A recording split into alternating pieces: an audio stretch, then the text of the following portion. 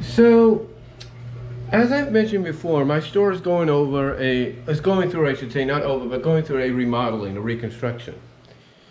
And part of that is the bathrooms are getting reconstructed as well. So, because of that, the company that they hired, the corporation that is, that they hired to do the remodeling, at least in our region, brought in a temporary restroom on wheels. Basically, it's a trailer-like restroom. The bathrooms, as I think I've mentioned before, are very nice. The interior looks like it's, out of a hotel and all that. So it looks very nice. Looks real well kept, if you will. If you look at it from that perspective, it looks well kept. The only thing is, with the positives of the interior looking good, there are negatives. And the negatives go like this. With the sinks, you don't have this, okay? Or you don't have a sensor, right? Instead, you have a little button that you have to push. And we have two fountains on the thing. So, in both of these trailers. So we have two fountains, or two faucets, I should say, not fountains, but two faucets on these trailers. Okay, fine, that's cool.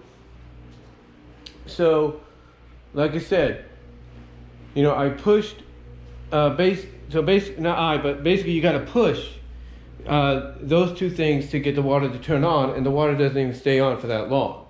You have to keep pushing them to get like a full washing of your hands and stuff. And they also have the same kind of mechanism for the urinals in the men's restroom. And I'm not saying that to sound gross or anything, but it's true. You have to push a button several times to get a full flushing of the urinals when you're done. But that's nothing compared to the toilets. Because you would expect toilets to have a handle that you flush and, that's it, right? Well, here, the toilets may look like regular toilets. The catch, though, is they have little pedals, little pedal pumps that literally you have to step on, if you will, to flush. And not only flush, but also get the right amount of water you want in there, so you're not, taking care of yourself, if you know what I'm saying, with a near empty bowl. So yeah, they got like a pedal pump that you have to push down with your foot. To flush the toilet. And if they do it right, okay, the toilet's clean, no big deal. Well, that's not the case over the past week or so since these things have been here. The first week we had them, somebody in the men's room, or in the men's portion of the trailer, didn't flush one of those stalls completely, or didn't want to, and it was plugged. It was basically plugged to the brim, if you know what I mean, to the point that even the manager was like, hey, something's not right here, you need to get this fixed. Thankfully they did. But then the women are no exception. I say that with all due respect, because here's the thing. In the men's portion of the trailer, the restroom trailer, they have two private stalls. And the private stalls are like having your own little bathroom. You shut the door, you got privacy, there you go. The women have three. And they have two on the left side as soon as you enter, and one straight ahead that you can see. All the toilets, though, are to the left, no matter what direction the door is facing, if you catch my drift, no matter what direction. Anyway, I walk in there yesterday because they called me about 48 hours ago. They called me to come in to take the place of a guy that called out the day prior. So instead of going in at 1:15 like I was scheduled, I went in at 9:30. Anyway, to get to the point here, one of the things we do as a guest attendant is we do not just carts, but we do other things. We clean out the garbage, we check the spill stations, we take the hangers, the plastic hangers, and get them recycled. We take the defects to the back. We check, stuff like that. We do all that. We also have to clean the bathrooms, no matter what bathrooms we're utilizing. That includes the trailer. So I go and check the women's yesterday, and like I said, the door that you see as soon as you enter, not the ones on the left, but the one that you see as soon as you enter the women's restroom, I open it, And the toilet literally has caca, if you will, plastered on the inside. I am not joking. It was plastered.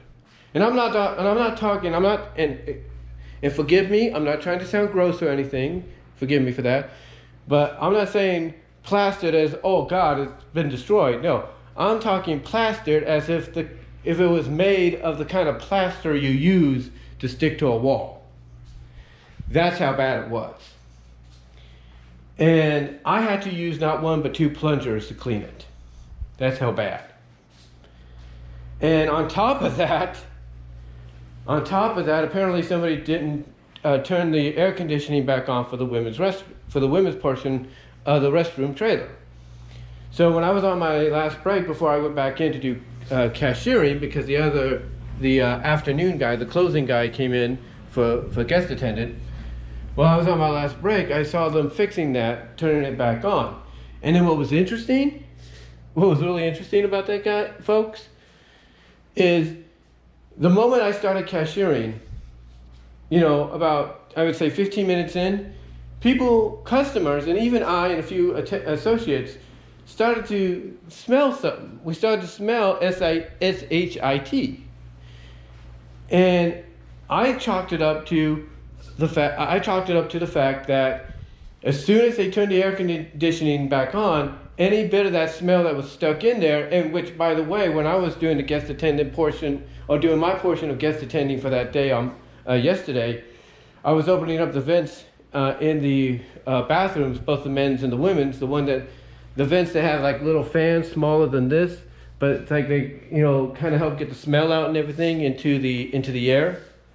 So basically, I'm assuming that as soon as they turned on the air conditioning, any smell that got, stuck in there still started to finally perpetrate out more. Not just through the vents, but, as much as the people would open and shut the doors that go in, started to perpetrate, and it started to slowly come into the store, and people started to kind of acknowledge that they were smelling something like that. And I sensed it, others sensed it, but we didn't say much of it because I think me and my fellow associates knew exactly what was going on. So yeah, it was really, really interesting in that perspective. And then to really, put cherry on top, I'm bringing in the carts that I can, because we were running low, and they told me bring in the carts that you have because we were running low on carts on the inside. I decided to take a shortcut, which I normally do take sometimes without any issue. And this couple thinks, okay, we're going to make it, past this guy before he comes. Nope, they don't. And because it's a decline, if you will, it's kind of like a little hill, one of the carts gets loose and it ends up hitting the car in the back. Fortunately, no damage. They were cool with it, but they said, be careful.